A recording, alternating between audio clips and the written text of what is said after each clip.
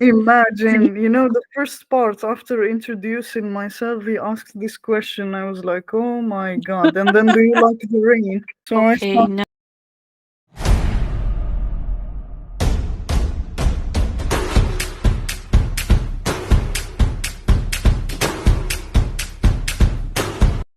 is recording. My recommendation to avoid any repetition is just learn as much as words you can.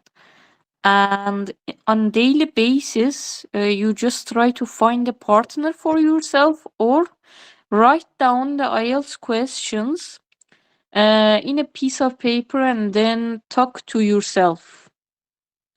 I mean, people will think that you are crazy, but talk to yourself. You take exams from yourself.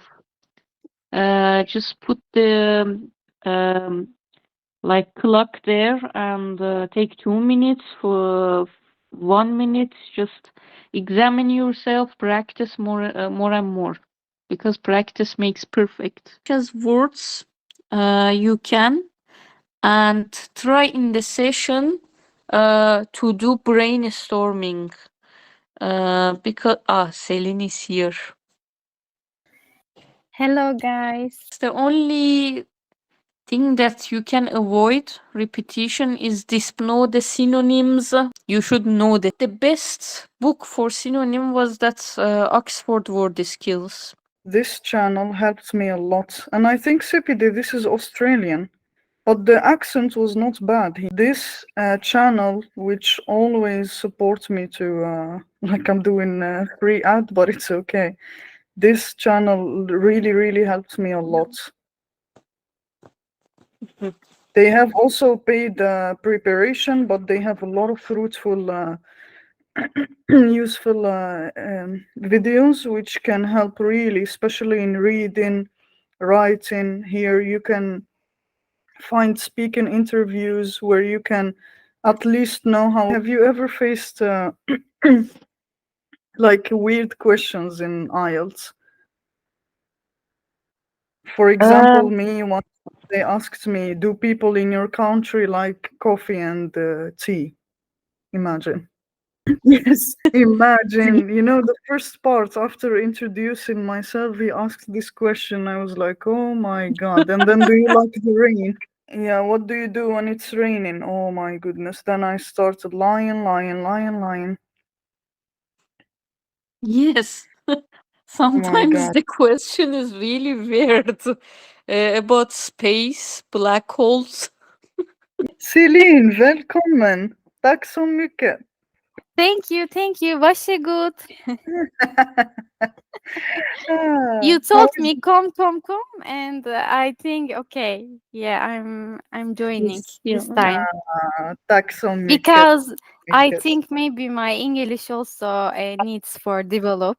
Good djupt. Yeah, even I'm living in Sweden, so I need also develop my English. Yes, yes. Oh, how is it? How was your day? Yeah, it's fine. It's so much with school and at the time with working.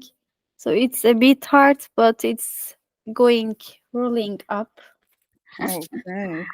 Do you want to say something or you want to listen and then you practice with us later? No, it's okay. I can listen. Okay. Thank you. Thank you. I respecting to my teacher Sepide and you. What about CPD? Writing, actually. I found writing in general training much more easier than academic. I think this is very nice because 4 years already when I went to England for English course, I saw people paying so much money to learn English, Yeah. and but sometimes the not good and Boring. people wasting money too much for just developing English. Ah, okay. Many people coming from, for example, Saudi Arabian, and they wasting so much like crazy money and then after they learn just maybe uh, few meanings and yeah, words. Okay, thank you so much, Celine. Yeah, I'm trying to provide a space for people where they can practice their English and we share knowledge between us. It will be really fruitful. I know Yeah. there are not a lot of people here or not a lot of audience, but it's okay. If one person is taking knowledge, then it's more than enough for me. Yeah. Thank you, Celine. So, for the writing test, Sepide, what do you think, or what do you have some tips for that? You can finish for speaking. Yeah, for the speaking, I was asked, yes, about dyeing hair. Before immigration, I never dyed my hair. I was stuck. That's what should I say to the examiner? And at that moment, I started linking the really unrelated topics to dyeing hair to use my lexical resources. Oh my God, yeah. I don't know the vocabulary, to be honest, about dyeing hair. Only color. No, I love vivid colors like purple, blue. I light just to use that vivid, alive colors. Uh, that will increase my badness score in the test. If you use one idiom, at least one idiom, it will really help to improve the score. Verbs, idiom, those kind of things. You just need 3 sentences using idioms and those kind of flexible words, synonyms. The examiner will definitely ask you a conditional a question. One question will be included. Uh, they will ask you to see if you will use that conditional grammar or not. If you don't use, you will lose your marks. This is the trick. You know the conditional, we have 4 conditionals. If it rains, I will go out. If it was sunny, I would, for example, go out. If it was sunny, or if I had money, I would have bought a car.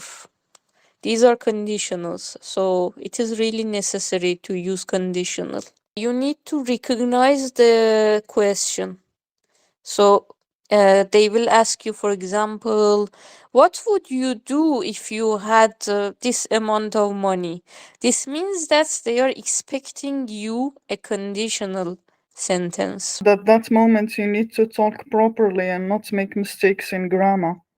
Yes, that is the grammar question, and which is really important. However, if there is no question even for conditional, you should also use conditional because the standard for IELTS grammar. Do you still remember what was the topic they gave you in the second part where you have to prepare for 1 minute and then talk for 2 minutes? I don't remember what was the topic because it was 3-4 years ago. When you are asked a weird question, just don't panic, and they will give you a piece of paper and a pen or pencil. You just have the time to structure your sentences, pieces of puzzles. Just try use whatever you have in your hand, no matter if it is related to the topic or not. You can, for example, you are asked about an accident.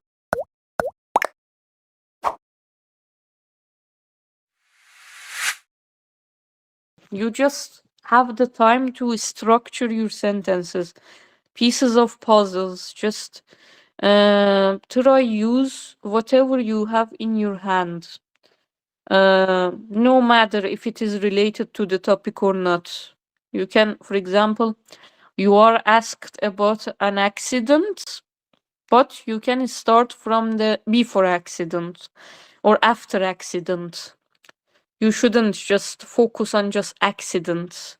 The accident could be included, but you may have some words related to before accident or after accident or something like that. They say also, like one of the tips is that try to use past, present, and the future in these 2 minutes. Like Yeah, CPD said, like try to talk before accident, during accidents, and after accidents. that 2 minutes, they will evaluate your fluency. Yes, yes. Yeah.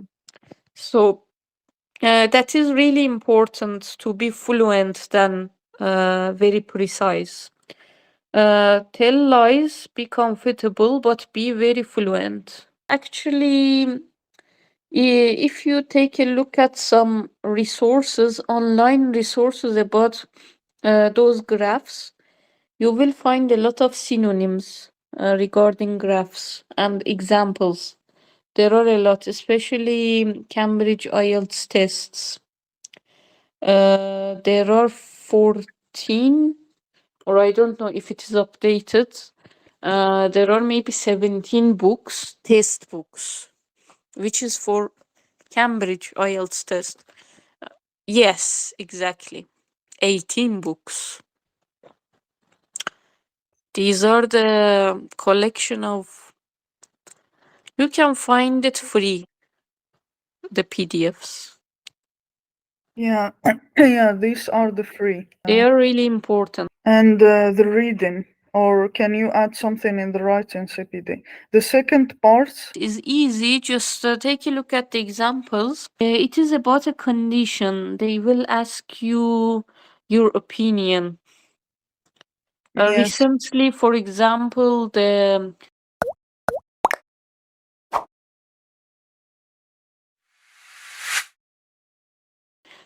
number of the cases of, for example, this. For me, it was about acid uric increase in the adults in oh, recent years. It was about a disease, gout, and I was so lucky because it was my background. yes, And yeah. Luckily, I didn't have this question. Oh my God. it was too scientific, and I was like, "What is this? What the hell is this? This is so specific, and you need to be a doctor or something to answer those questions." But however, it was like statistics and what do you think about this? And I mean, I started writing about the consumption of the meat, red meat, and being vegetarian. And Vegan. yes, vegan. And then there was also a question about my friend's question was about pollution, general, like global warming, pollution. These are the most Uh, common topics. Yes. Sorry, I have one question about are they who decide on the subject? They are examiners generally, Okay, okay. especially for, yeah, from Like different subject countries. coming random. Yes, Yes, it from is the, random. You will yeah. get surprised. I think for me, one time the question was about like living in a big city. Ah, yes. And there are, different types of questions. Some of them they ask you for the advantages and disadvantages and your opinion. Uh, Yes. yes, and there is other type of question. I don't know what. So it depends on your luck, like which question you will have. Sometimes the questions are repeated Yes, from previous years. Yeah. For example, advantage and disadvantage. The advantage of living in a big city outweighs its disadvantages, and then you start discuss and present your argument. But okay, this question is tricky. Advantage and disadvantage. You should be very professional to have both of the sides. I didn't write both of them. I just wrote advantages only. and how much you got a score? In writing, I got 7. Like you don't have enough time to write about everything and then to structure your ideas. So you have to control your stress and panic, organize your ideas, and start writing. Generally, they recommend to write just one of them. Advantage or disadvantage, not both of them. You should be very experienced to write both of them. For Yes. example, you are a experienced teacher or IELTS instructor, you are professional and you can weight both of the sides and easily. The normal student cannot write both of them. It's very time consuming. You lose the fluency or the path of your ideas. Writing has a specific pattern, and for writing, I recommend also the samples in IELTS tests. There are some other books, for example, Collins IELTS, which is really treasure. How do you write it? Can you spell it? Collins. This channel, helps me a lot in. You should know the structure of the writing. Actually, some of them just focus on the structure. So they just don't give them mark based on the vocab. This is vocabulary, however, it has speaking, it has writing, it has, yeah, Collins. That book is also perfect, the purple one in the middle. I no, This. no. Yes, yes. This is perfect. The official Cambridge. Ah, That is very thick book, 1,000 pages. you really made research about IELTS. Yeah. Yes, of course. Yeah. This book is really nice. It is full of tests.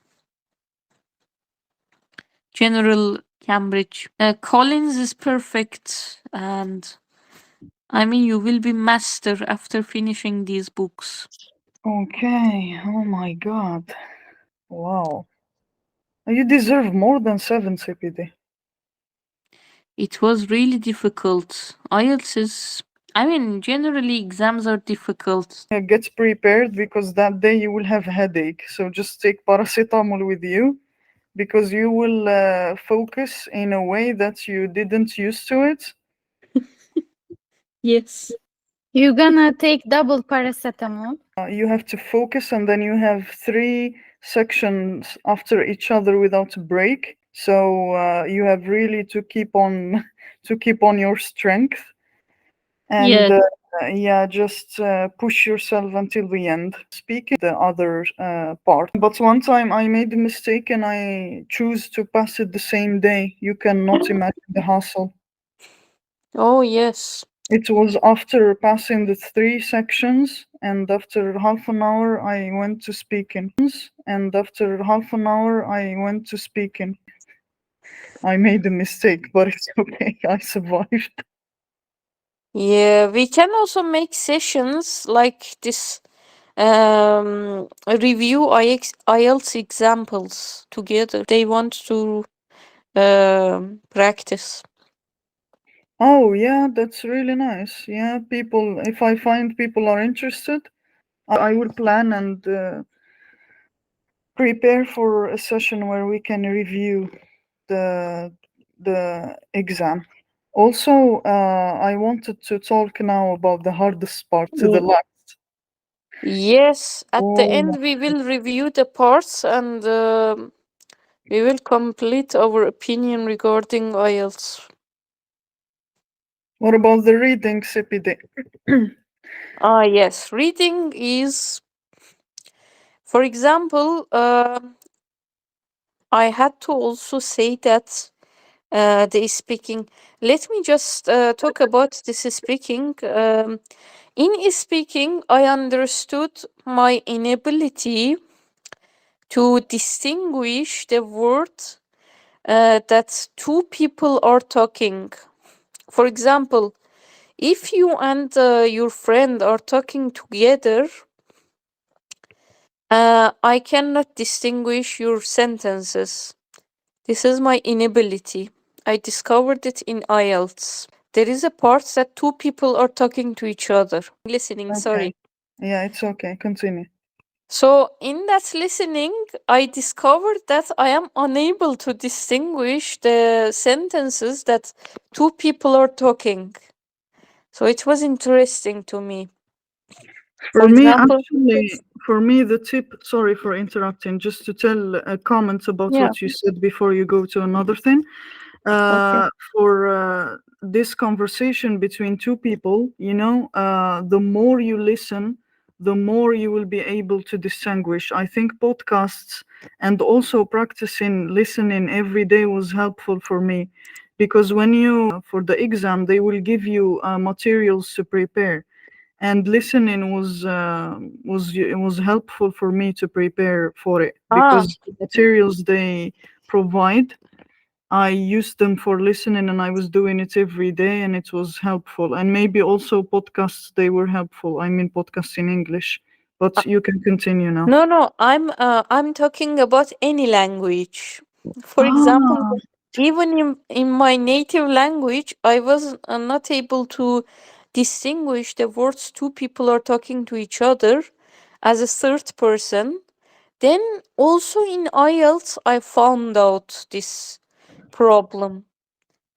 okay. So, yes, that was my blind spot. In the mock exam, when I, for example, evaluated myself, I saw that because there are three parts in listening: first part, second part, and the third part. In the second part, two people are talking to each other. So I always get the less mark in the second part. But the third part, I'm a perfect listener because I focus only one person. So this also helps to you to understand your abilities, your strengths, your blind spots, your weak points.